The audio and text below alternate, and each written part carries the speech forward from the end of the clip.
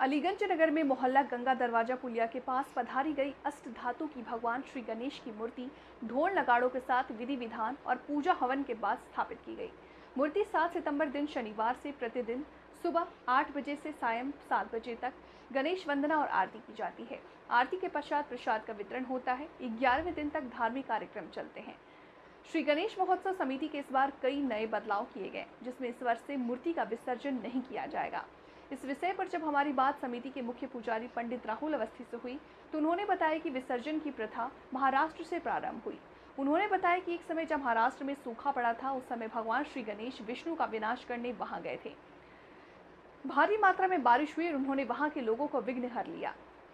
कार्तिकेय के यहाँ गए और इसलिए 11 दिन बाद भगवान श्री गणेश को विदा करते हैं। इसलिए वहां तो भगवान श्री गणेश का विसर्जन हो सकता है, लेकिन हमारे यहाँ इस तरह की कोई भी प्रथा नहीं। पिछले कई वर्षों से ऐसा होता चला आ रहा है, लेकिन अब ऐसा नहीं होगा। गणेश महोत्सव समिति के अध्यक्ष विकास गुप्ता ने बताया कि अलीगंज नगर में पहली बार अष्ट धातु की मूर्ति आई है। हमारे यहाँ से ही गणेश महोत्सव का शुभारंभ भी हुआ था। ये कार्यक्रम 10 वर्ष पहले शुरू हुआ। इस वर्ष ये 11वां वर्ष है। उन्होंने आगे बताया कि 11वें दिन तक धार्मिक कार्यक्रम यहाँ किए जाएंगे। हर साल के बाद इस वर्ष भी सुबह और शाम यहाँ महाआरती का आयोजन होगा। और पिछले कुछ दिनों से विसर्जन को लेकर कई बातें उठ रही हैं, तो आपके हिसाब से और सनातन धर्म के हिसाब से क्या है, इनकी कुरीतियाँ क्या है, या फिर ये क्यों नहीं करना चाहिए, इसके बारे में थोड़ा सा आप विचार रखें। एकः पंथा विप्रबौधा वदन्ति। एक रास्ते को विभिन्न विद्वान अपने अपने स्तर से देखते हैं।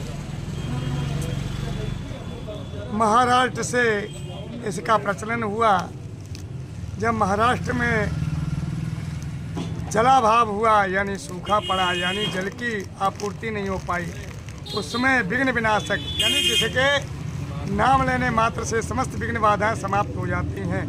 तो ये भी जीवन निर्वाह में एक भाव था। कुछ जल के अभाव की पूर्ति के लिए, यानी जलावृष्टि के लिए, जल की पूर्ति के लिए विघ्नेश्वर भगवान 11 दिवस पर्यंत महाराष्ट्र में अपने भैया कार्तिकेय जी के यहाँ उपस्थित हुए। और जैसा कि आप लोग जानते हैं, हमारे यहाँ कोई अतिथि आता है तो उसको एक न एक दिन जाना भी होता है। तो वहाँ के लिए, महाराष्ट्र के लिए जो हमारे विघ्नेश्वर भगवान थे, गणेश जी थे, वो अतिथि थे। तो अतिथि को 11 दिनों उपरांत जब वहाँ पर जल की पूर्ति हो गई, अच्छी बारिश हुई, सब संपूर्ण हरित भरित हो गया क्षेत्र, तो गणेश जी को वहाँ से सहर्ष कार्तिकेय जी ने विदाई दी। तो वहाँ से तो विदाई हो सकती है, लेकिन हमारे यहाँ गणेश जी की विदाई होने का कोई प्रचलन नहीं है। वरन वहाँ की प्रक्रिया के अनुसार हम लोग काफ़ी समय तक इसको करते रहे। लेकिन हमारा यही कहना है, प्रयास करें विघ्नेश्वर भगवान, माता गौरी, रिद्धि सिद्धि सुख और लाभ हमेशा हमारे यहाँ रहे।